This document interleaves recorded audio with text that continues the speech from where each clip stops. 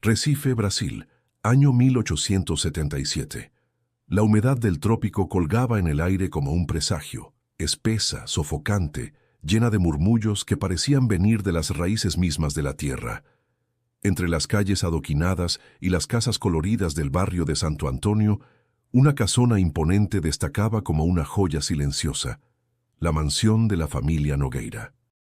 Tenía techos altos, balcones de hierro forjado y un jardín siempre en flor, como si el tiempo no se atreviera a tocarla. Nadie en el barrio dudaba del prestigio de los Nogueira. Don Aureliano, el patriarca, era médico, benefactor y confidente de ricos y pobres. Sus 3 hijos, modelos de cortesía y educación. Si alguien necesitaba ayuda, allí se presentaban.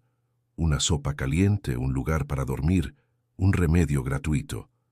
Por eso, cuando ocurrió el incidente, la incredulidad fue absoluta. Todo comenzó con una reforma. Un nuevo dueño, interesado en transformar la casona abandonada en un hotel boutique, contrató a unos obreros para remover el viejo piso del salón principal. Lo que descubrieron fue una losa de piedra bajo la madera podrida, sellada con clavos antiguos y cubierta por una capa de cal. Rompieron con martillos, cavaron, y entonces el hedor emergió, en silencio, como si hubiera estado esperando. Era una tumba colectiva, 5 cuerpos, quizás 6, descompuestos, sin ataúdes, unos sobre otros. No había cruces ni nombres. Solo huesos ennegrecidos, jirones de tela y un medallón con una inscripción que nadie pudo leer del todo. Por los que aún esperan. La noticia se propagó como pólvora. Vecinos, periodistas, historiadores. Todos recordaban a la familia Nogueira con afecto. Nadie podía aceptar lo que sugería ese hallazgo. ¿Cómo una familia tan querida pudo ocultar algo así durante décadas? Las autoridades comenzaron una investigación lenta y torpe, más preocupadas por evitar escándalos que por hallar la verdad. Y en medio del caos mediático, una historia antigua comenzó a resurgir. Muchos ancianos del barrio, antes silenciosos, empezaron a hablar. Relatos a medias, miradas esquivas. Uno recordó haber oído cantos en latín una noche de eclipse. Otro habló de niños que desaparecían y luego volvían, diferentes. Nadie quiso declarar oficialmente, pero algo era claro. La familia Nogueira no había sido tan inocente como aparentaba. El nuevo dueño suspendió las reformas. Contrató a un historiador para indagar en los archivos de la ciudad. Pronto descubrió documentos de la época imperial, donaciones hechas por Aureliano a iglesias y hospitales. Notas médicas firmadas por él, ayudando en brotes de fiebre amarilla. Cartas de agradecimiento de políticos locales. Todo lo confirmaba. Los Nogueira eran, sin duda, benefactores ejemplares. Y sin embargo, el misterio seguía latiendo bajo el suelo de la casona, como un corazón enterrado. ¿Quiénes eran los cuerpos? ¿Cuándo fueron enterrados? ¿Por qué nadie los buscó? El historiador, obsesionado, encontró en un periódico de 1879 una nota breve. Desaparición de 3 niños en Santo Antonio.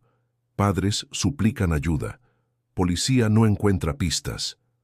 Nunca se resolvió el caso. Los nombres no aparecían. Las edades coincidían con los huesos encontrados. Entonces surgió otra pregunta aún más perturbadora. ¿Había más cuerpos? ¿Era esa la única tumba oculta? Vecinos comenzaron a contar anécdotas enterradas en su memoria. La casa siempre había tenido reglas estrictas. Nadie podía entrar sin permiso, jamás de noche, y menos aún al sótano. Los niños del barrio decían que la casona respiraba. Una mujer mayor recordó que, de niña, su madre le prohibía mirar las ventanas de los Nogueira después del anochecer. «Te puede ver Clara», decía. Pero Clara había muerto a los 16 años. ¿O no? El barrio que antes veía la casona como símbolo de grandeza, ahora la miraba como un santuario de secretos. Los días pasaban y la tierra parecía susurrar más fuerte. El viento se colaba entre las rendijas de la mansión, trayendo olores a humedad, a flores marchitas, a ceniza. Nadie se atrevía a entrar sin persignarse, y aún faltaba lo peor. Si te gustan las historias reales llenas de misterio, secretos familiares y horrores ocultos tras fachadas perfectas, suscríbete ahora al canal. Cada semana revelamos casos escalofriantes como este. Activa la campanita para que no se te escape ninguna verdad oculta. Lo que ocurrió dentro de esa casa entre 1877 y 1883 fue cuidadosamente ocultado, pero no todo puede quedar enterrado para siempre. Porque en el corazón del barrio, bajo capas de silencio, alguien aún espera ser escuchado. Don Aureliano Nogueira no nació en la opulencia, sino en la escasez. Hijo de un barbero portugués y una esclava liberada, aprendió desde niño que el mundo era cruel con quienes no tenían poder. Su madre, Antonia, murió cuando él tenía 9 años, tras un parto fallido. Su padre, incapaz de soportar la pérdida, se entregó al alcohol y desapareció poco después, dejándolo solo en las calles de Olinda. Pero Aureliano era distinto. Poseía una inteligencia afilada y una memoria prodigiosa. Fue recogido por el padre Mateus, un sacerdote anciano que lo instruyó en latín, medicina herbolaria y los secretos de antiguos textos religiosos. A los 16 años, Aureliano ya curaba fiebres y ayudaba en partos. A los 20, obtuvo una beca del Imperio para estudiar medicina en Salvador, donde conoció a Mariana, una joven de familia noble que se enamoró de su mente brillante y su ambición serena. Mariana era su opuesto, delicada, risueña, llena de vida. Con ella, Aureliano encontró algo que nunca había tenido: calma. Se casaron en secreto y se mudaron a Recife, donde él empezó su práctica médica y ella organizaba eventos de caridad. Eran una pareja admirada, unida por un amor sereno y profundo. Pero la felicidad no dura en tierras marcadas por el dolor. En el año de 1873, Mariana quedó embarazada. Todo transcurrió con normalidad hasta el último mes.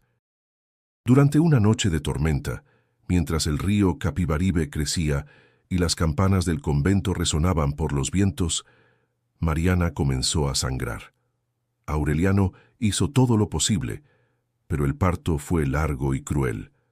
Mariana murió entre sus brazos, los labios aún tibios, después de pronunciar una sola frase: «Protégelos». Clara, Teo y Lucinda nacieron esa noche. Trillizos, cada uno con una marca distinta. Clara con un lunar en forma de cruz en el omóplato, Teo con un dedo ligeramente curvado y Lucinda con un ojo azul y otro verde. Nadie en la ciudad había visto algo así. Algunos lo llamaron milagro, otros maldición. Aureliano no lloró. Se encerró 3 días con los cuerpos, el de su esposa y los recién nacidos, sin permitir que nadie entrara. Cuando salió estaba cambiado. Sus ojos, antes cálidos, parecían haber visto algo más allá del dolor. Su voz, más pausada, arrastraba una firmeza inquebrantable. A partir de ese día, dedicó su vida entera a los niños. Rechazó volver a casarse.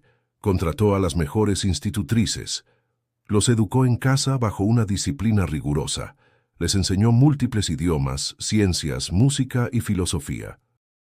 Pero también les enseñó cosas extrañas: a leer símbolos antiguos, a escribir con plumas negras sobre pergaminos, a recitar oraciones que no estaban en ningún libro de la iglesia. A menudo se le veía caminando al atardecer con los 3, tomados de la mano. Nunca los dejaba solos. Los médicos decían que eso era señal de un padre protector. Pero los sirvientes hablaban en voz baja de susurros nocturnos, de velas encendidas hasta el amanecer, de palabras que no debían ser oídas por oídos comunes. Un vecino, antiguo soldado, afirmaba haber escuchado a Aureliano hablar solo en su estudio, usando una lengua muerta. Otro juraba que lo vio ofrecer algo a la luna llena, mientras Clara sostenía una caja envuelta en terciopelo rojo. Pero nadie lo confrontaba. Su bondad era intachable. Había salvado vidas, ayudado a pobres, curado a niños. Era un pilar del barrio. Lo que nadie sabía era que Aureliano, había hecho una promesa en aquella noche maldita. No solo había jurado proteger a sus hijos, había pronunciado un voto, sellado con algo más que palabras. Porque en su desesperación, en el límite del dolor, cuando Mariana se desangraba y la muerte parecía llevarse todo, Aureliano imploró a fuerzas que no comprendía.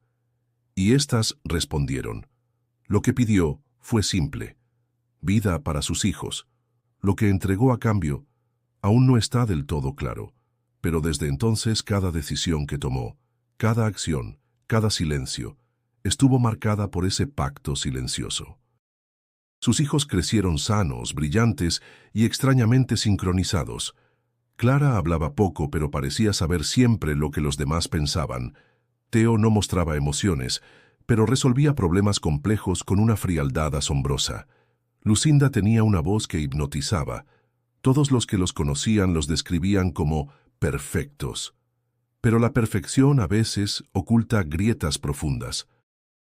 Aureliano no lo ignoraba, observaba, vigilaba y rezaba.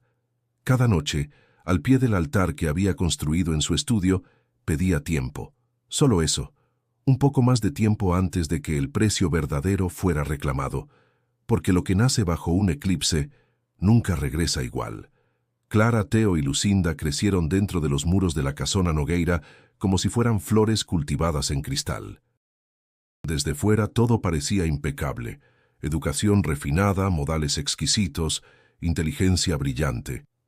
A los ojos del barrio eran niños ejemplares. Vestían siempre con pulcritud, hablaban con una serenidad desconcertante y jamás se les veía discutir o pelear entre ellos. Se movían con armonía, como si compartieran un pensamiento común. Clara, la mayor por minutos, era una joven callada, de mirada profunda y movimientos delicados. Había en ella una gravedad que no correspondía a su edad. Observaba más de lo que hablaba, y cuando lo hacía, sus palabras eran exactas, como si supiera el efecto que tendrían antes de pronunciarlas. Los adultos la describían como una pequeña dama, pero los niños del barrio evitaban cruzarse con su mirada por demasiado tiempo. Decían que podía hacer que uno olvidara su propio nombre si la miraba fijamente. Teo, por otro lado, era el más reservado. No sonreía, no lloraba. Parecía moverse en función de la lógica pura. Era capaz de recitar pasajes de libros enteros tras leerlos una sola vez. Ayudaba a su padre en el consultorio con precisión quirúrgica. Si un animal se hería en la calle, era él quien lo recogía, lo examinaba, lo trataba, pero había algo frío en sus gestos, algo que no era crueldad, sino ausencia de empatía, como si el dolor ajeno solo fuera un dato más. Lucinda, la menor, era la que más fascinaba. Con su cabello oscuro y los ojos bicolores, tenía una presencia magnética. Cantaba con una voz que parecía flotar en el aire, encantando a quien la oía. Los vecinos la adoraban, pero algunos confesaban sentir un escalofrío inexplicable cuando la escuchaban por mucho tiempo. Las flores del jardín florecían más cuando ella pasaba. Los perros se quedaban quietos, los bebés dejaban de llorar. Dentro de la casa, los tres hablaban en un idioma extraño cuando estaban solos. Un idioma que no era portugués ni latín. Las criadas lo escuchaban desde las escaleras y se persignaban. Aureliano nunca los reprendía. Al contrario, los observaba con una mezcla de devoción y temor. Pero no todo era perfección. Pequeñas señales comenzaron a emerger con el tiempo. Primero fueron los animales. Pájaros encontrados sin ojos en el jardín. Gatos muertos con las patas dispuestas en forma de cruz. Luego, dibujos en los muros de la antigua biblioteca. Símbolos hechos con carbón. Figuras humanas en posiciones de sacrificio. Ojos que lloraban sangre. Las criadas limpiaban sin decir palabra. Aureliano no preguntaba. Después vinieron los susurros. Por las noches se oían voces detrás de las paredes, voces infantiles que reían, lloraban, cantaban canciones antiguas. Una institutriz recién contratada huyó tras su primera semana, diciendo que los niños hablaban con alguien que no estaba allí. Aureliano simplemente la reemplazó por otra, muda, que jamás se quejaría. Un día, el hijo del panadero fue invitado a la casona a jugar con Teo. Regresó horas después en silencio, con los zapatos llenos de barro. Durante semanas no pronunció palabra alguna. Su madre decía que despertaba gritando en las noches. Cuando le preguntaban qué había pasado, solo murmuraba: «No era un juego». A pesar de todo esto, los Nogueira seguían siendo respetados. La gente prefería no ver lo evidente. Los regalos, la generosidad, las curas milagrosas de Aureliano.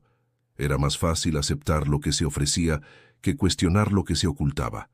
El barrio, agradecido por tantos favores, eligió el silencio. Pero el silencio no detiene lo que fermenta en las sombras. Cada día, Clara se volvía más introspectiva, como si cargara un conocimiento que no podía compartir. Teo se aislaba en el estudio, dibujando complejas estructuras con tinta negra, siempre con el mismo centro: un pozo sin fondo. Lucinda cantaba melodías cada vez más antiguas, palabras que ni siquiera Aureliano comprendía del todo. Los niños crecían, sí, pero no como los demás. Era como si sus almas hubieran sido moldeadas por algo más antiguo que la sangre. Como si su perfección fuera solo un barniz sobre una esencia más profunda, más oscura, más antigua. Y mientras el pueblo celebraba sus fiestas y agradecía las bendiciones del doctor Nogueira, los tres hermanos continuaban su rutina impecable y su juego silencioso, uno que solo ellos comprendían. Todo cambió la primera vez que un niño desapareció sin dejar rastro. Se llamaba Felipe, tenía 8 años y vivía a 2 calles de la casona Nogueira. Había salido al atardecer a comprar pan y no regresó. Sus padres, desesperados, recorrieron el barrio con linternas, gritando su nombre hasta que el amanecer los encontró sentados en la acera sin respuestas. La comunidad se movilizó de inmediato. Aureliano fue el primero en ofrecer ayuda. Distribuyó retratos del niño, organizó patrullas, donó dinero a la familia. Clara lideró una vigilia con velas frente a la iglesia. Teo acompañó a los policías en la búsqueda. Lucinda cantó en la plaza una canción triste que hizo llorar hasta a los más escépticos. Todo el barrio se unió en oración. Y por unos días, pareció que la tragedia, aunque devastadora, había servido para reforzar la unidad entre vecinos. Pero Felipe nunca apareció, y 2 semanas después desapareció otra niña. Ana Julia tenía 6 años. Había sido vista por última vez jugando frente a su casa, a plena luz del día. Su madre había entrado solo un momento a buscar agua. Al regresar, la cuerda del columpio aún se movía. Pero Ana ya no estaba. Otra vez los Nogueira estuvieron al frente de la ayuda. Aureliano ofreció una recompensa. Clara cosió pañuelos con el nombre de la niña para repartir entre los vecinos. Teo y Lucinda acompañaron a los otros niños del barrio para darles seguridad. Y nuevamente, el barrio agradeció su compasión, su presencia constante, su aparente humanidad. Pero algo comenzaba a inquietar a algunos. La vieja señora Balbina, que vivía en una esquina cubierta de enredaderas, comenzó a murmurar que todo eso no era normal, que tantos niños desapareciendo así, sin testigos, no era obra de ladrones ni criminales comunes, que había una sombra más antigua rondando las calles, pero Balbina era considerada excéntrica, casi loca. Sus advertencias fueron ignoradas, hasta que desapareció el hijo del sacristán. Mateo era amigo de Teo. Había sido invitado a pasar una tarde en la casona Nogueira para estudiar juntos. Su padre lo dejó en la puerta a las 3. A las 7 fue a recogerlo. Aureliano lo recibió con cortesía, diciendo que Mateo ya se había marchado, que había salido a pie poco antes, porque tenía una urgencia. Pero Mateo jamás regresó a casa, y esta vez las sospechas comenzaron a calar. La familia del sacristán fue la primera en levantar la voz. Acusaron veladamente a Aureliano de encubrir algo, de estar demasiado involucrado en todo, de saber demasiado. Pero no había pruebas, y el miedo al doctor seguía siendo más grande que la indignación. Nadie se atrevía a acusarlo directamente. La policía hizo algunas preguntas, revisó superficialmente la casona. Todo estaba en orden, limpio, impecable. Los sirvientes lo negaron todo. Los vecinos más cercanos defendieron la reputación de los Nogueira, y los rumores, aunque más fuertes, quedaron ahogados en la falta de evidencias. Mientras tanto, las desapariciones cesaron. Por un tiempo, el barrio volvió lentamente a su rutina, aunque con una sombra perpetua sobre los padres de familia. Las madres no dejaban jugar a los niños en la calle, las puertas se cerraban antes del anochecer. El sonido de risas infantiles disminuyó hasta casi desaparecer. Pero los Nogueira siguieron como siempre, imperturbables, elegantes. Clara empezó a organizar clases de bordado para las niñas. Teo enseñaba aritmética a los hijos de los criados. Lucinda montó un pequeño coro con sus compañeritas. La comunidad volvió a confiar, aunque no del todo. Algo, en el fondo, seguía vibrando con inquietud. A veces, los más atentos notaban detalles extraños, como que ninguno de los niños del barrio volvía a aceptar invitaciones para entrar en la casona. O que los Nogueira no se mezclaban del todo, como si estuvieran ahí, pero no del todo presentes, como si existieran en un ritmo distinto, más lento, más frío, y un detalle inquietante se filtró entre los chismes de cocina. Todos los niños desaparecidos habían tenido contacto directo con Clara, Teo o Lucinda antes de perderse. Todos. Algunos jugaron con ellos, otros fueron invitados a pasar la tarde, o simplemente recibieron dulces, o un libro. No era una prueba, pero era una coincidencia demasiado precisa para ignorar. La comunidad optó por el silencio, no por respeto, por miedo, porque en el fondo cada uno comenzaba a entender que lo que habitaba en esa casa no era normal, y que enfrentarlo sería como gritarle al viento en medio de una tormenta. Y entonces, sin que nadie lo supiera aún, alguien más llegó a la casa, alguien que no hablaba, pero que vería demasiado. Su nombre era Enriqueta. Llegó sin anuncio previo, sin cartas de recomendación, sin referencias. Solo apareció un día en la puerta de la casona Nogueira, con un vestido negro, un sombrero modesto y una pequeña maleta de cuero. Tenía el rostro pálido, las manos delgadas y una mirada que parecía haber visto demasiadas cosas. Aureliano la recibió sin hacer preguntas. Le ofreció un té que ella no bebió. Le mostró la casa sin palabras. Ella asintió con la cabeza. Escribió su aceptación en una pequeña libreta y desde entonces se convirtió en parte del mobiliario de la casa. Nadie sabía de dónde venía. Se rumoraba que había trabajado para una familia aristocrática en São Luís y que tras un incendio que consumió aquella mansión, había perdido el habla. Otros decían que su silencio era voluntario, que había hecho un voto por una tragedia personal, pero a nadie le importaba realmente. Enriqueta era perfecta para los Nogueira. No hablaba, no preguntaba, no juzgaba. Al principio, todo parecía normal. Enriqueta se encargaba de las lecciones de literatura, de cuidar los horarios de los niños, de registrar su progreso. Los hermanos se comportaban de forma impecable frente a ella. Clara la saludaba con respeto. Teo la observaba en silencio. Lucinda le cantaba breves melodías, como queriendo provocarla, pero Enriqueta no reaccionaba. Solo escribía y observaba. Cada noche, encerrada en su habitación, anotaba en su libreta todo lo que había visto. Lo hacía con una caligrafía impecable, como si cada palabra debiera resistir al tiempo. Escribía sobre los hábitos de Clara, sobre las miradas de Teo, sobre las palabras que Lucinda murmuraba cuando creía estar sola. Escribía sobre la forma en que Aureliano se retiraba a su estudio con un cuenco de agua salada y velas negras. Y escribía sobre los ruidos. Porque Enriqueta escuchaba cosas que otros no querían oír. Escuchaba pasos en el pasillo cuando todos dormían. Risas ahogadas. El llanto de un niño que no estaba allí. Escuchaba crujidos detrás de las paredes, como uñas rascando madera. Escuchaba una voz femenina, lejana, que repetía un nombre en susurros. Mariana. Mariana. Una madrugada, empujada por una intuición inexplicable, Enriqueta siguió el sonido. Caminó descalza por el pasillo central hasta llegar a la biblioteca. Allí, escondida detrás de una hilera de libros antiguos, encontró una pequeña ranura en la pared. No era visible a simple vista, pero con sus dedos delgados logró presionarla. Una compuerta secreta se abrió con un leve clic. Dentro había un espacio oscuro, cubierto de polvo. Enriqueta encendió una vela y avanzó.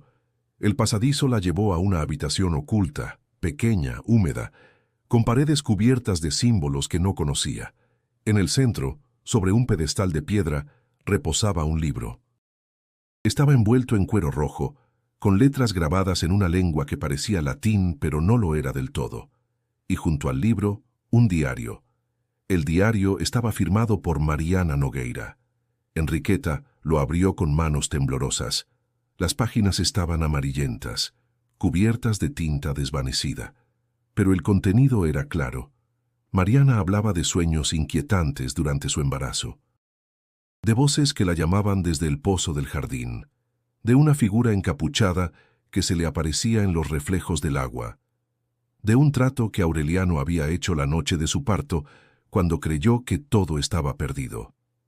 «El precio será sangre», decía una de las entradas, pero Aureliano no teme, él cree que puede controlarlo. Enriqueta cerró el diario y se llevó las manos a la boca, pero no gritó. No podía, solo tembló. Esa noche no durmió, y al día siguiente, al mirar a Clara, comprendió que la niña sabía lo que ella había hecho. No dijo nada, solo le sostuvo la mirada por un segundo demasiado largo, y luego sonrió. Desde ese día, Enriqueta fue más cuidadosa. Seguía observando, pero con cautela. Tomaba nota de los ritos que Aureliano realizaba cada noche, de las oraciones que Clara susurraba antes de dormir, de los dibujos que Teo hacía con tanta precisión. Notó que todos giraban alrededor de un mismo símbolo, un círculo rodeado de ojos. Sabía que algo oscuro vivía bajo esa casa. No sabía aún qué era, pero entendía que no podía confiar en nadie. Y entonces, una madrugada, sintió que alguien la observaba mientras escribía. Giró lentamente la cabeza y no vio a nadie, pero supo que no estaba sola. Las noches en la casona Nogueira comenzaron a cambiar. Lo que antes era apenas un murmullo oculto por el sonido del viento o el crujido de la madera, se transformó en un eco constante, una cadencia sorda que recorría los pasillos cuando el reloj marcaba la medianoche. Enriqueta, alerta como nunca, anotaba cada patrón, cada sonido, cada palabra que alcanzaba a descifrar desde la rendija de su puerta. Cantos. Eso era lo que oía. No rezos comunes, sino melodías lentas, guturales, casi inhumanas, entonadas en una lengua que parecía arrastrar siglos de antigüedad.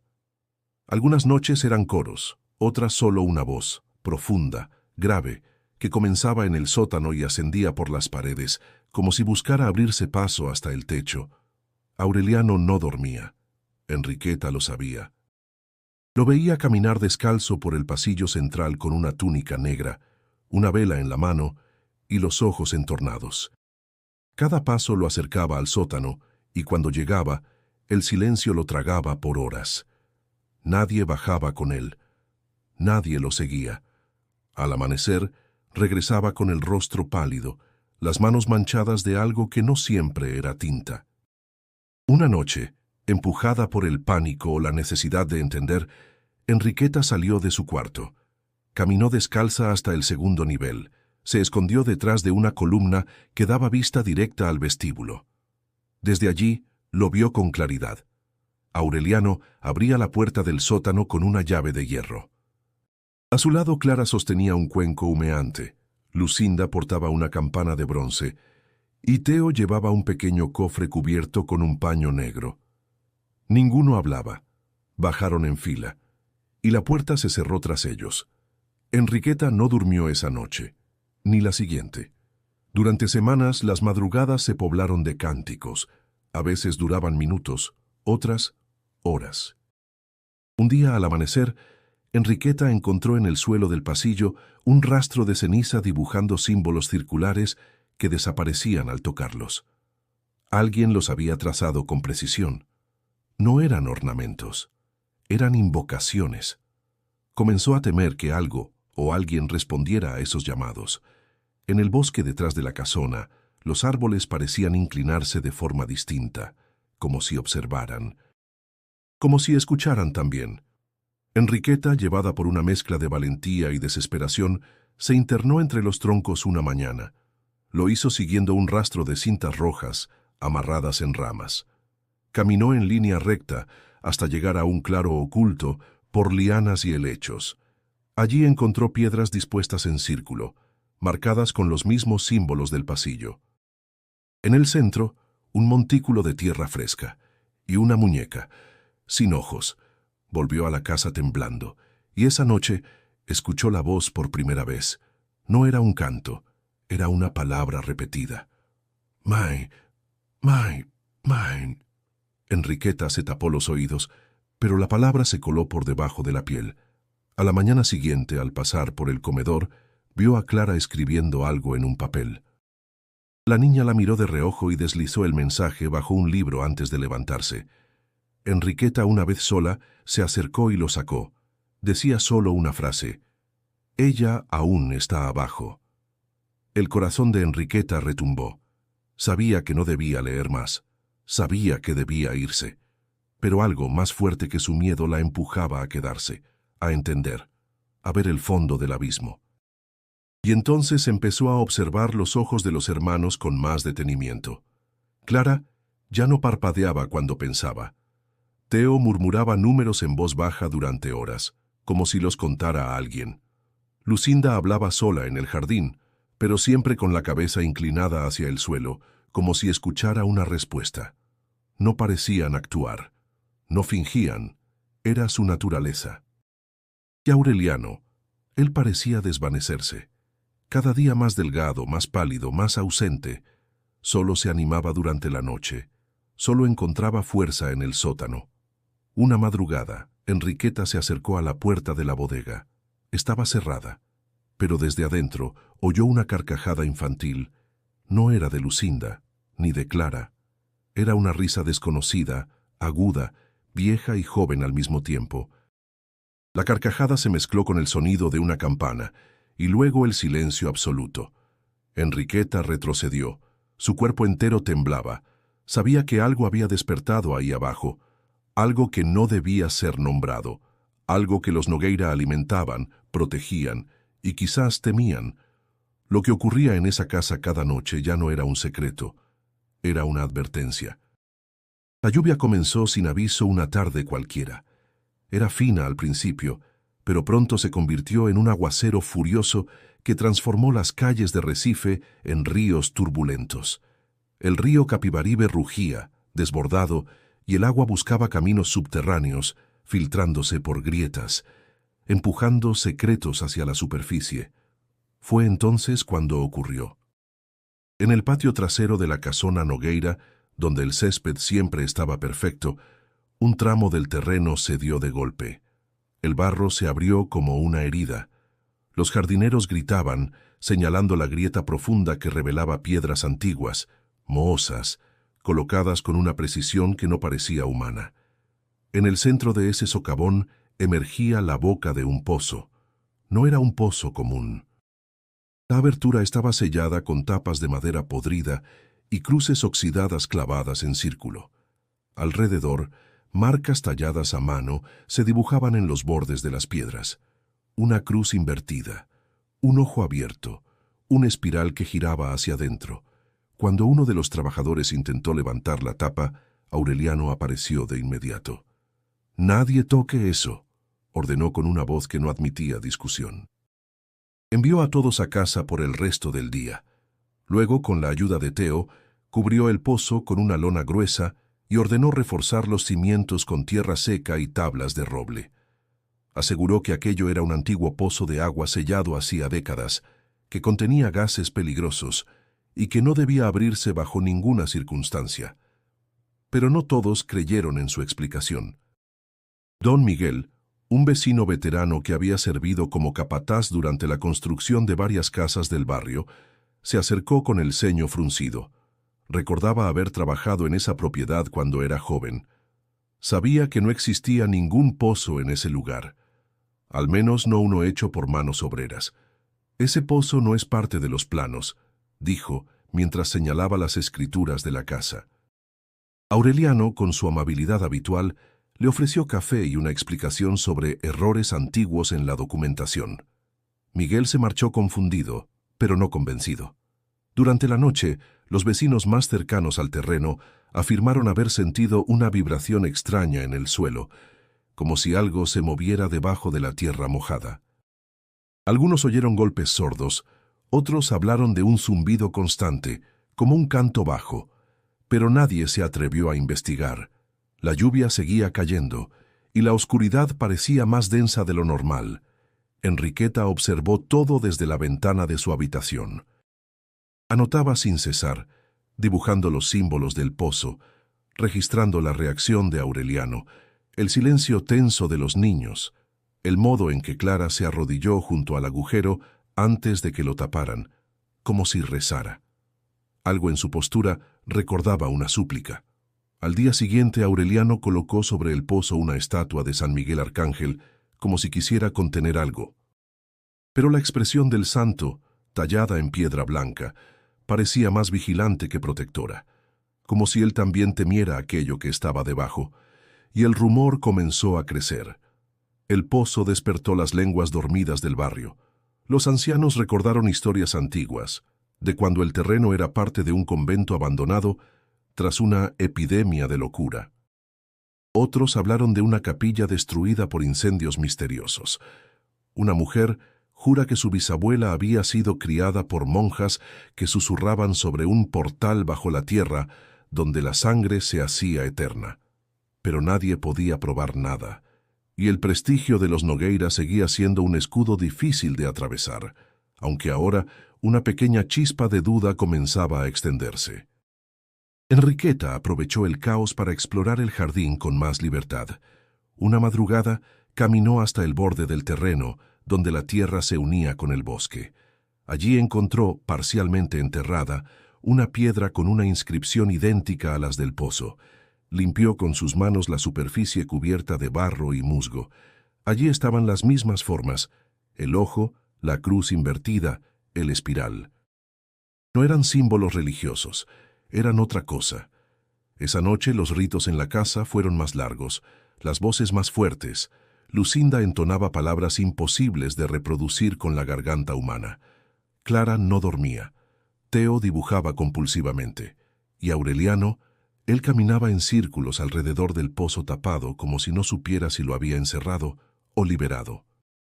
Lo único claro era que la tierra ya no dormía, y lo que fuera que había abajo estaba escuchando. Enriqueta ya no dormía.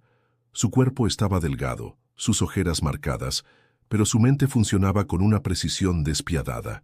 El diario de Mariana, los símbolos en el jardín, los cantos nocturnos, el pozo sellado, todo apuntaba a un único origen: el sótano de la casona.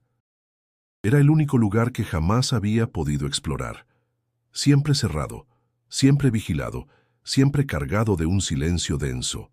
Una madrugada, cuando el resto de la casa parecía dormir, Enriqueta notó que la puerta del estudio de Aureliano estaba entreabierta. Dentro, las velas seguían encendidas. La habitación estaba desordenada, con libros esparcidos, frascos abiertos y un olor fuerte a cera quemada y salvia. Sobre el escritorio encontró una partitura escrita a mano, una melodía incompleta, con notas imposibles de interpretar. Debajo, un mapa rudimentario de la casa. Allí estaba, una marca sobre el suelo del salón de música, un símbolo diminuto, rodeado por líneas. Enriqueta no necesitó más. Esperó a que la casa callara por completo. Bajó sin hacer ruido, cruzó el pasillo como una sombra y entró en el salón.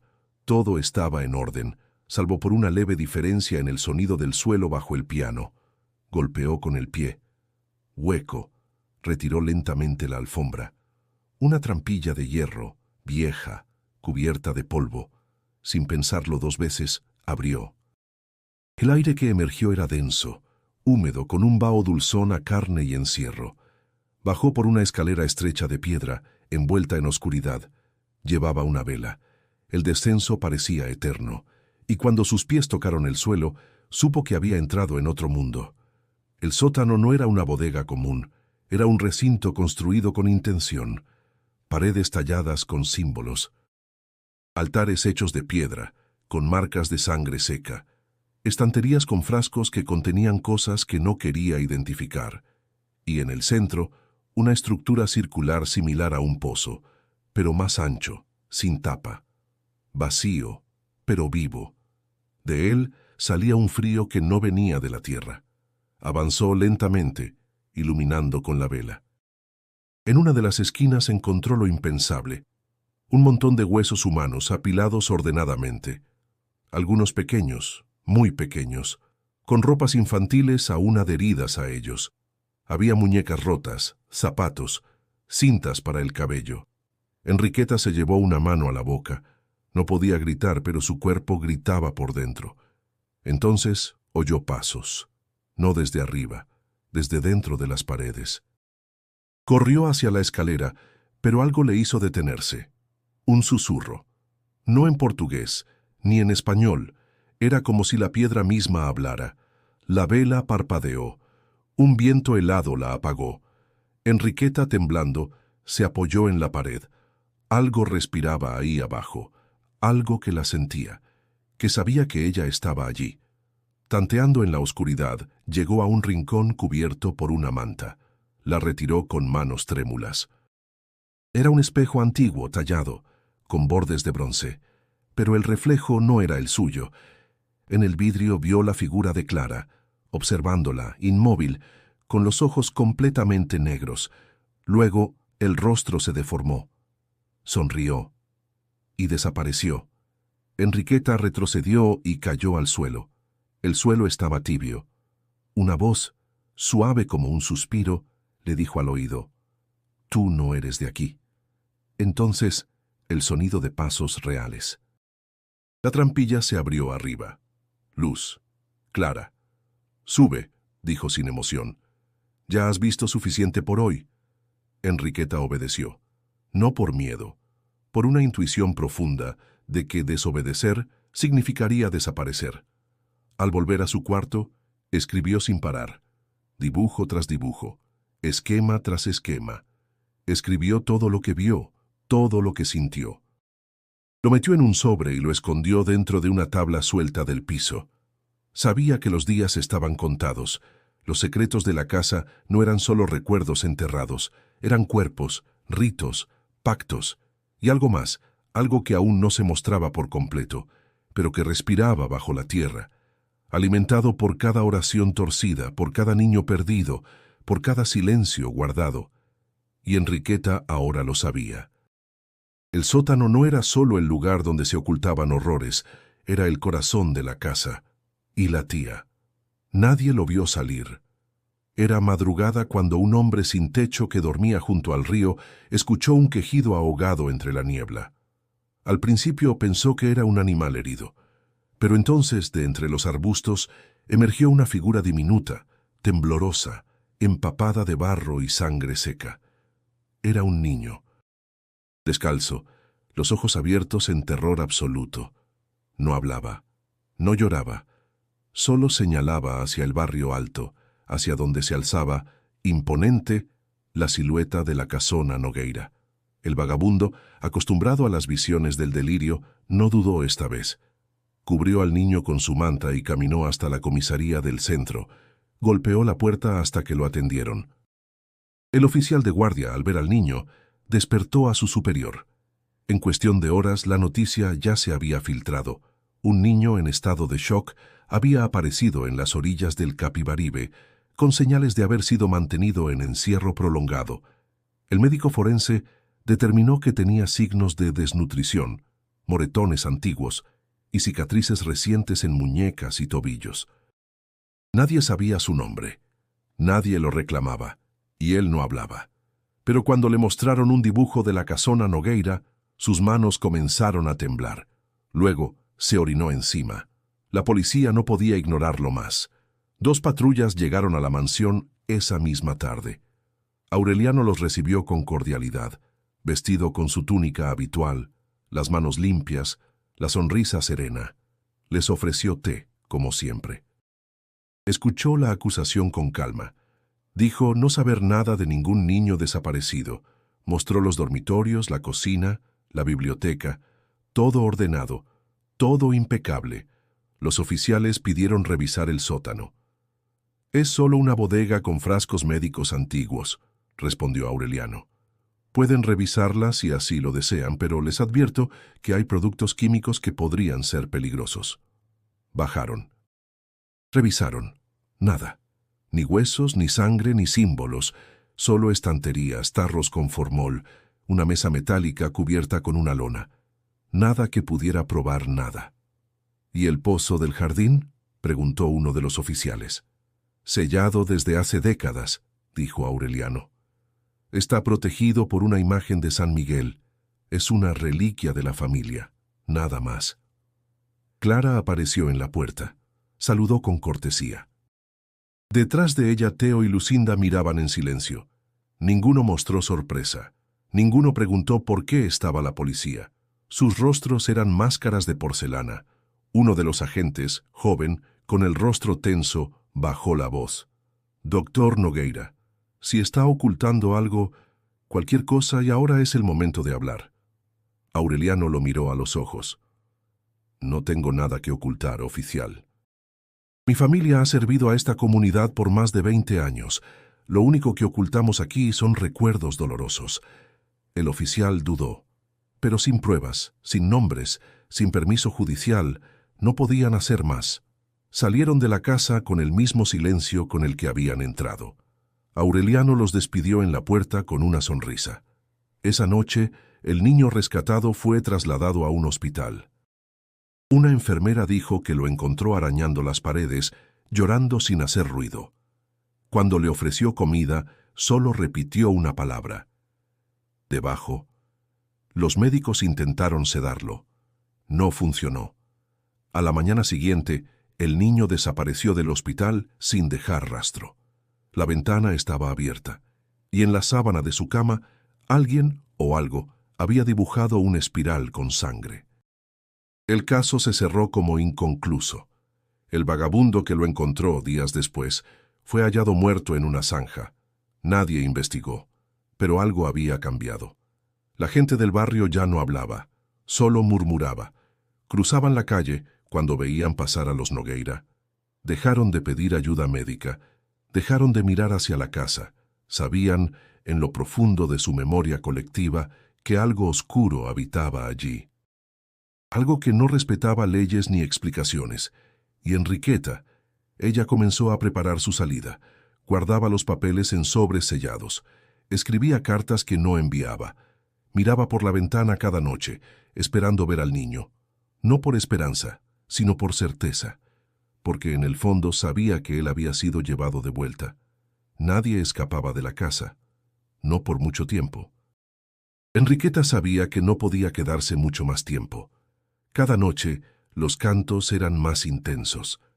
Los símbolos aparecían ahora en las paredes de los pasillos, dibujados con algo más oscuro que tinta. Lucinda murmuraba palabras en sueños que hacían temblar los vidrios. Clara pasaba horas frente al espejo sin moverse, y Teo comenzó a hablar solo en idiomas que ningún sirviente reconocía. Pero lo más inquietante era Aureliano. El doctor ya no comía, apenas dormía. Pasaba los días encerrado en su estudio, leyendo los mismos 3 libros, los ojos hundidos, los dedos manchados de quemaduras. Parecía consumir lo poco que le quedaba de humanidad, como si algo dentro de él se estuviera descomponiendo. Y entonces, Enriqueta encontró la segunda libreta de Mariana. Estaba oculta en una caja empotrada detrás de una tabla suelta del armario principal, cubierta de polvo, sellada con una cuerda roja. Las páginas, menos ordenadas que las del primer diario, estaban llenas de urgencia. Allí, Mariana contaba los sueños que la habían atormentado durante el embarazo. Una voz que le hablaba desde el pozo, una figura de ojos brillantes que le ofrecía vida a cambio de sacrificio, una promesa susurrada durante el eclipse. Una noche antes del parto, Mariana escribió con desesperación: «Si muero será por su culpa». Él aceptó. Él ofreció. Y ahora vienen por los niños. no por sus cuerpos, por lo que tienen dentro. Enriqueta cerró la libreta con las manos temblorosas. Comprendía al fin. Aureliano no era solo un médico ni un padre desesperado. Era un hombre que había invocado algo. Había sellado un trato con una entidad antigua, no para salvar vidas, sino para crear algo nuevo, algo más allá del humano. Y esa noche, Clara lo confirmó. Fue breve. Enriqueta estaba ordenando libros en la biblioteca, cuando Clara entró sola. No dijo nada al principio. Se acercó, la miró con sus ojos oscuros y le entregó una hoja escrita a mano. «Ya sabes casi todo», susurró. «Pero hay algo que nadie te dijo». Enriqueta leyó. El papel explicaba el rito, un pacto sellado con sangre durante un eclipse. A cambio se les garantizaba poder, salud, sabiduría y vida prolongada.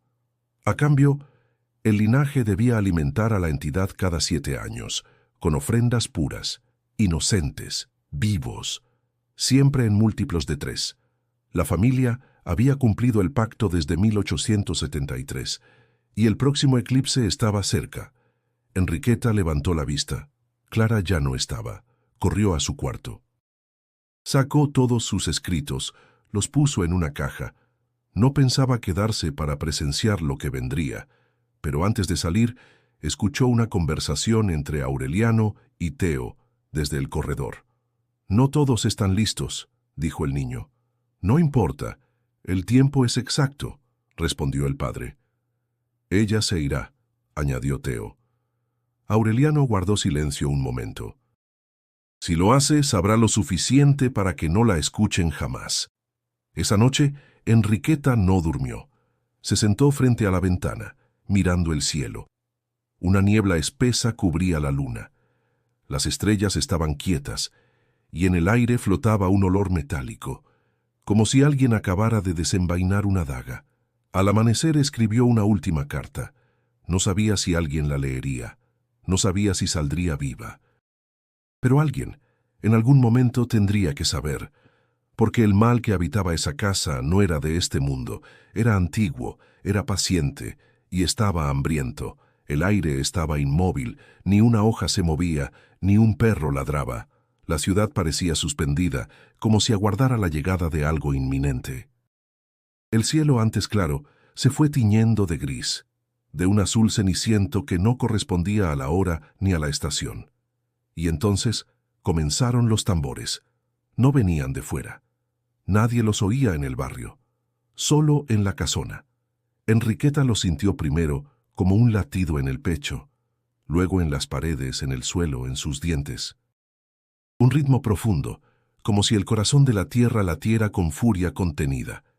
El eclipse estaba cerca, y la casa se preparaba. Aureliano apareció vestido de negro, con una túnica tejida a mano, cubierta de símbolos en hilo dorado. En su cuello colgaba un medallón que nunca antes había usado. Sus ojos vacíos, su cuerpo rígido como mármol. No habló con nadie, no dio instrucciones. Solo bajó al sótano y desapareció.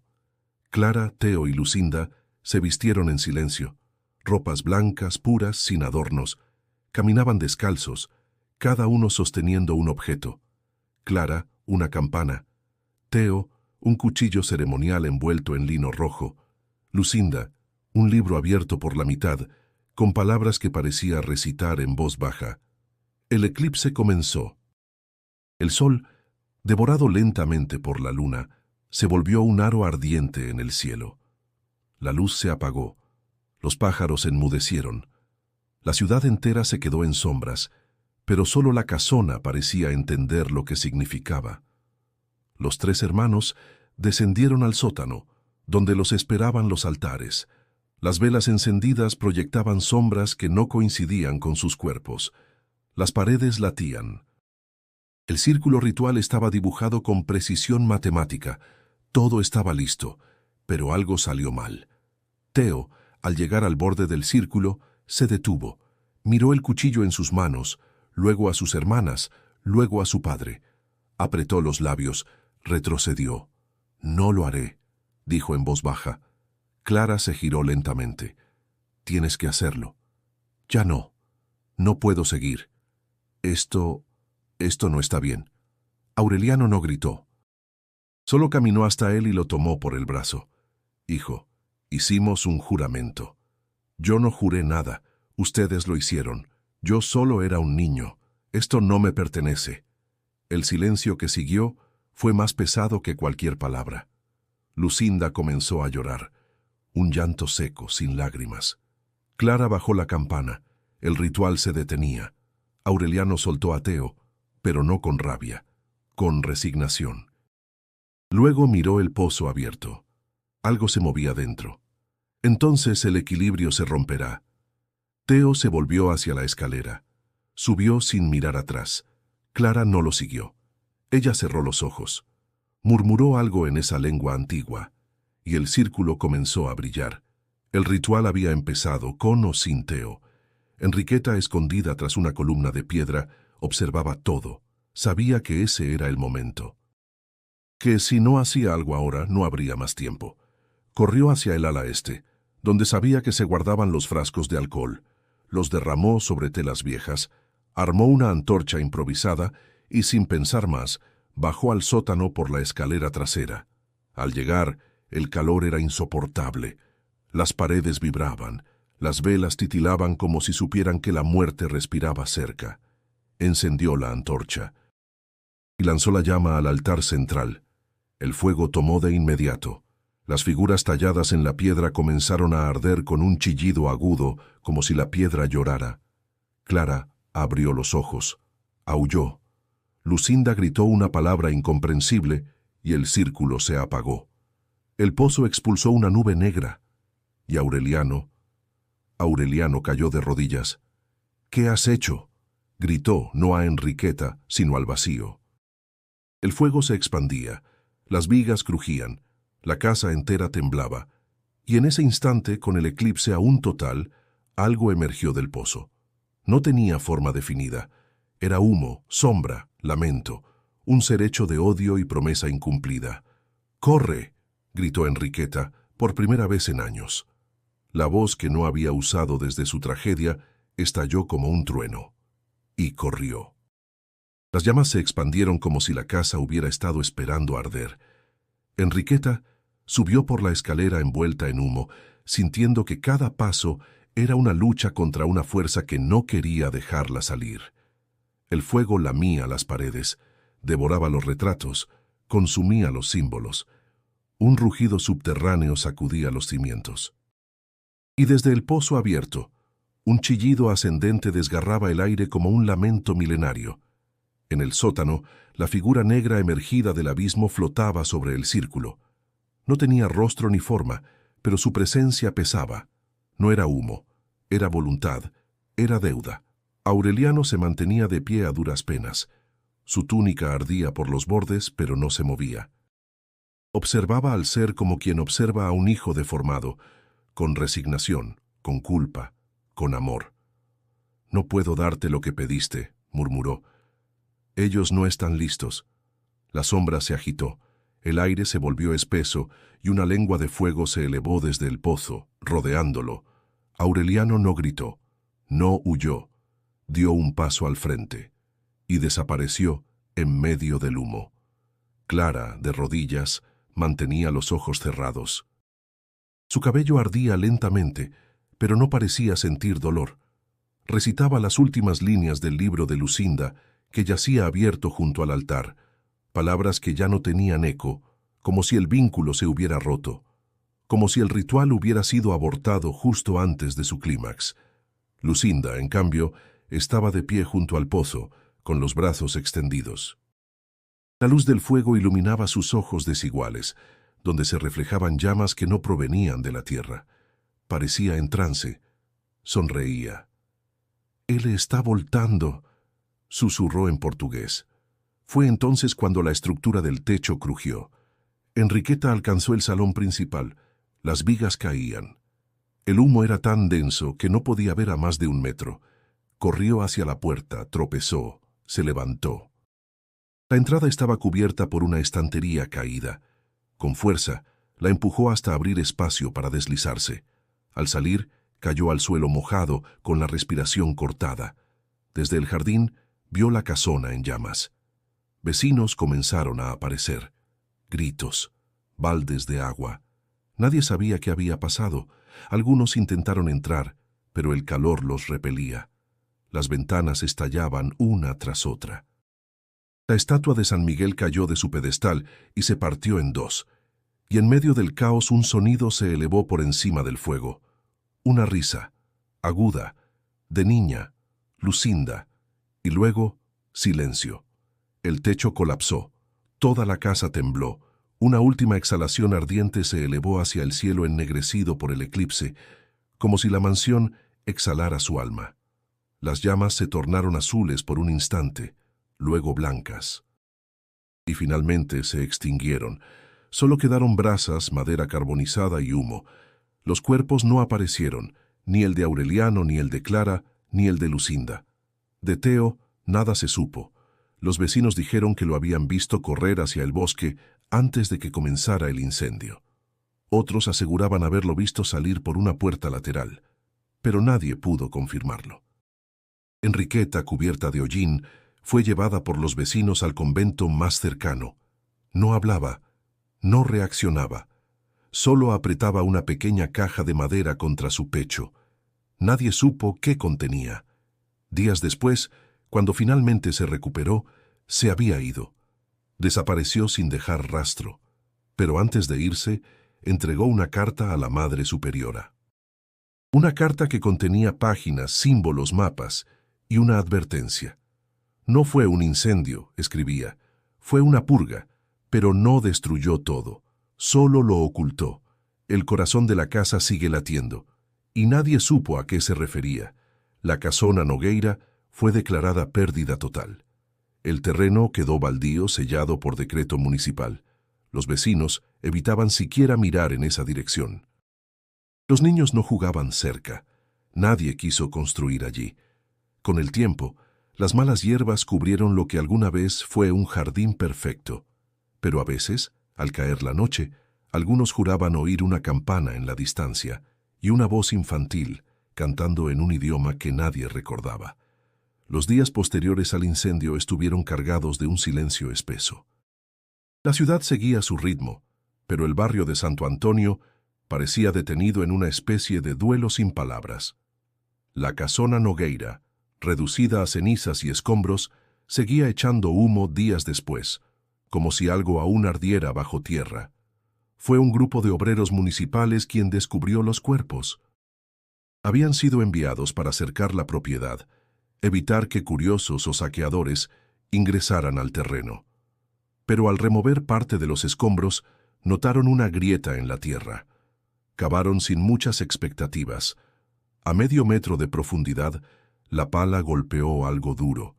Al principio pensaron que era piedra, luego vieron el cráneo, y después los otros. En total, encontraron 17 cuerpos.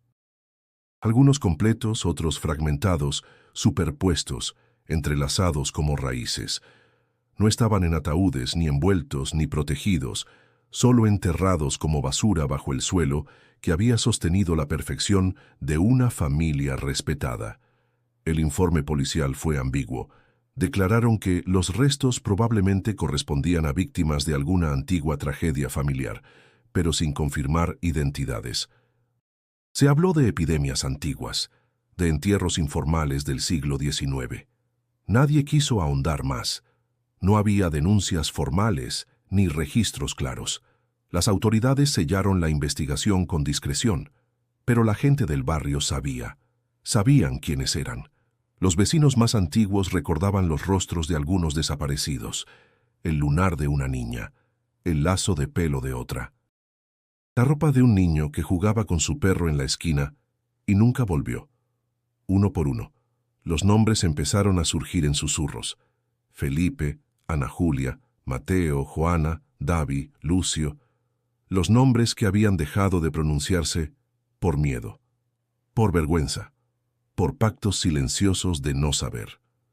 Y en ese momento, el barrio dejó de hablar de la familia Nogueira con respeto. La gratitud se transformó en sospecha.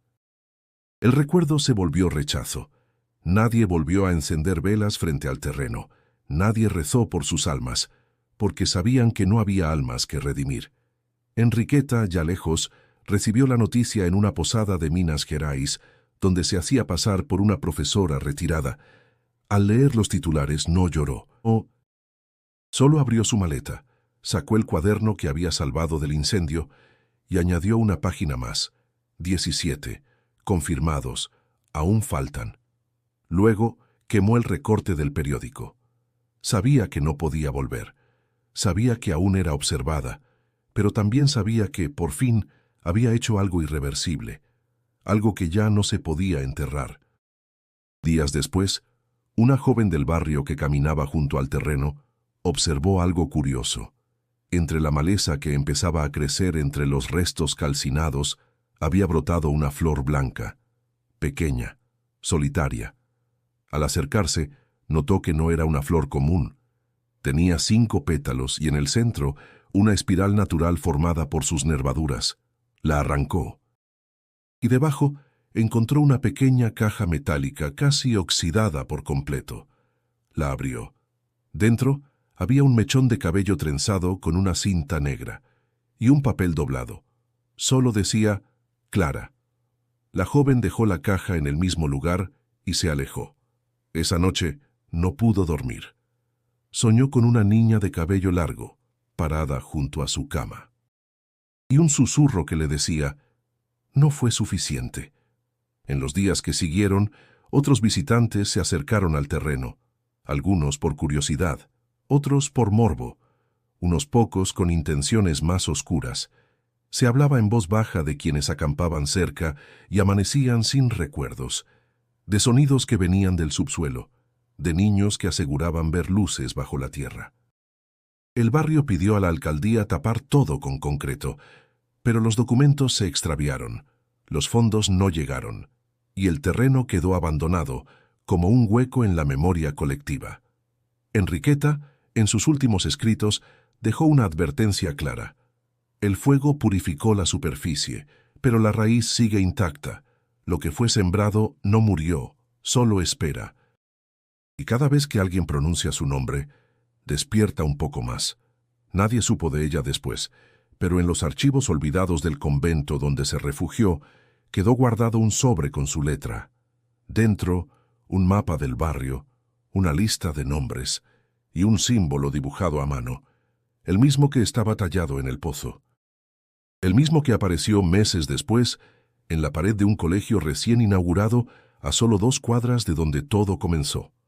Años más tarde, un joven archivista del Instituto Histórico de Pernambuco, llamado Gustavo Andrade, encontró una carpeta extraviada entre los registros judiciales de 1883. Estaba sin clasificar, marcada con tinta desvanecida. Caso Negmure CT 141, familia Nogueira. Nunca había oído ese nombre. Curioso, la abrió. Lo que encontró lo dejó helado. Dentro había copias de reportes policiales, cartas de vecinos, dibujos de símbolos extraños, testimonios anónimos e incluso un croquis detallado del pozo descubierto tras el incendio. Todo estaba cuidadosamente documentado, pero jamás fue enviado a instancias superiores. Nadie había investigado más allá de lo mínimo requerido.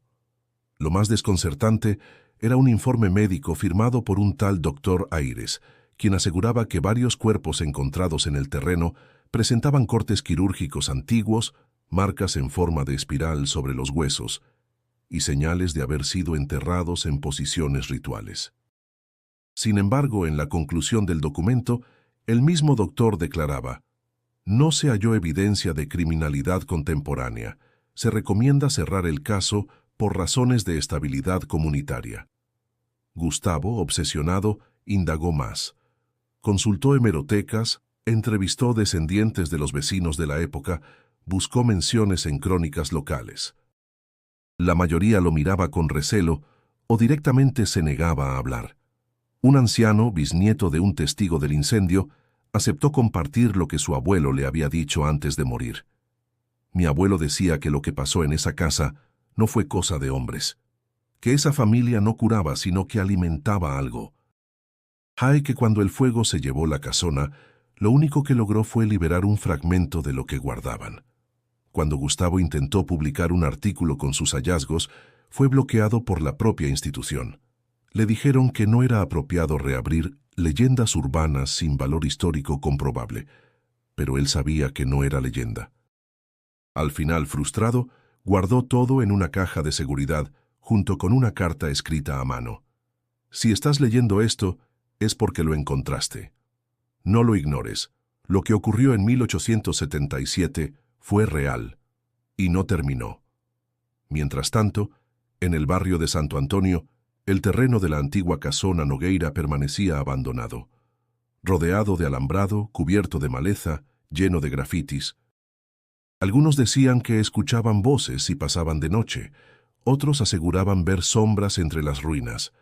Las autoridades evitaron todo intento de reconstrucción, no por respeto, por precaución.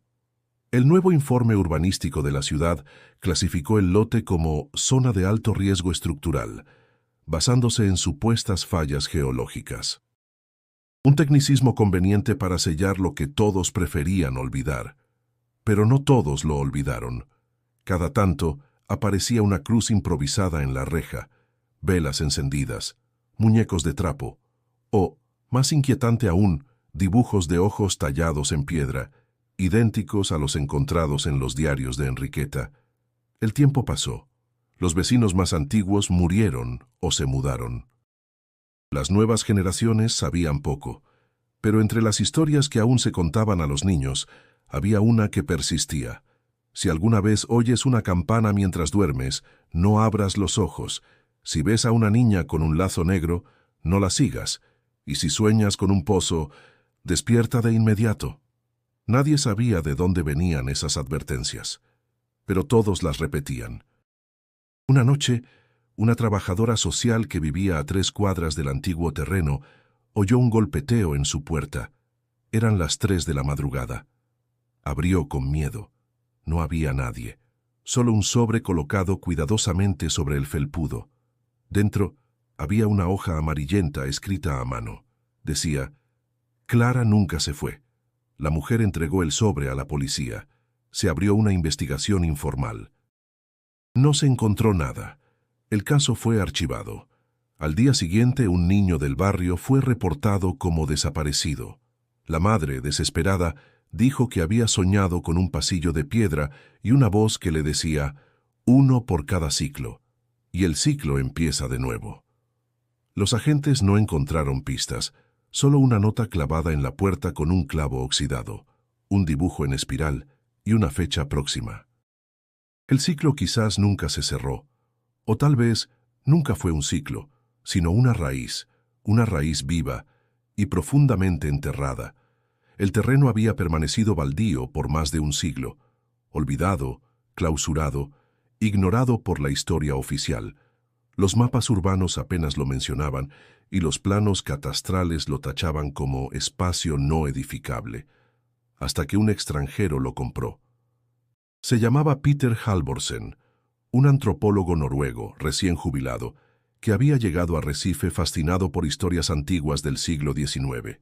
Buscaba tranquilidad, aislamiento y un poco de misterio. Lo encontró todo al adquirir por una suma irrisoria el terreno abandonado en Santo Antonio. Nadie lo detuvo, nadie se lo advirtió. Durante semanas limpió la zona con sus propias manos. Sacó maleza, piedras, basura acumulada. Descubrió los cimientos calcinados de la vieja casona. Entre ellos encontró restos de columnas, pedazos de cerámica, clavos corroídos. Y luego, algo más. Una caja metálica, casi enterrada, oxidada por los bordes. Dentro un mechón de cabello trenzado con una cinta negra y un papel antiguo, doblado con extremo cuidado. Solo tenía un nombre: Clara. Peter, intrigado, fotografió el contenido y guardó todo en un cajón de su nueva cabaña. No creyó que fuera importante. Pensó en superstición local, una reliquia sin contexto. Pero esa noche, algo cambió. Despertó a las 3 en punto. El aire estaba frío, a pesar del calor habitual. Un olor a humedad y tierra mojada llenaba la habitación. Peter se sentó en la cama confundido. Entonces oyó el sonido, un golpeteo suave, como si alguien llamara desde el suelo, no del piso de madera, desde abajo. Creyendo que se trataba de animales, Peter encendió una linterna y bajó al sótano improvisado donde almacenaba herramientas. El sonido cesó. Revisó cada rincón. Nada. Pero al subir de nuevo, encontró algo sobre la mesa de la cocina. El papel, el que decía Clara. Solo que ahora tenía una línea más escrita en la parte inferior, con la misma caligrafía antigua. ¿Me llamaste? Peter intentó racionalizarlo. Tal vez no lo había leído bien antes. Tal vez había más texto desde el principio. Decidió volver a dormir, pero no pudo, porque a las 4 comenzó a oír una melodía, una campana, lejana, rítmica, como en una procesión, y luego pasos. De pies descalzos sobre madera vieja, aunque vivía solo, durante los días siguientes Peter comenzó a deteriorarse. No dormía más de 2 horas. Soñaba con pozos profundos, con símbolos dibujados en ceniza, con una niña de ojos negros que le hablaba en sueños en un idioma que no reconocía pero que entendía. Comenzó a excavar sin saber por qué. En el centro exacto del terreno. Retiró capas de tierra con una precisión absurda, como si supiera exactamente dónde buscar, y entonces encontró la piedra, redonda, tallada, con una espiral grabada al centro, y debajo, oscuridad, un hueco perfectamente formado, una cavidad negra, no un pozo natural, un acceso. Peter no lo reportó. No llamó a nadie, solo lo cubrió con una lona. Pero cada noche se sentaba al borde y hablaba. No recordaba qué decía, solo sabía que debía hacerlo, que alguien lo escuchaba, y una noche recibió respuesta, una risa, infantil, clara, cercana. Peter no fue visto más por los vecinos. Su cabaña fue abandonada días después, con la puerta entreabierta, las luces encendidas y el papel sobre la mesa. Esta vez el mensaje era otro. Uno más ha respondido. El terreno fue clausurado otra vez. La historia volvió a repetirse, porque lo que una vez se invoca jamás se borra, y lo que vive bajo tierra espera, siempre espera. Si esta historia te dejó con escalofríos, no olvides suscribirte al canal. Cada semana traemos relatos reales, profundos y estremecedores como este. Haz clic en el video que aparece en pantalla ahora mismo y descubre otro caso que, como el de la familia Nogueira, también fue silenciado, pero jamás olvidado.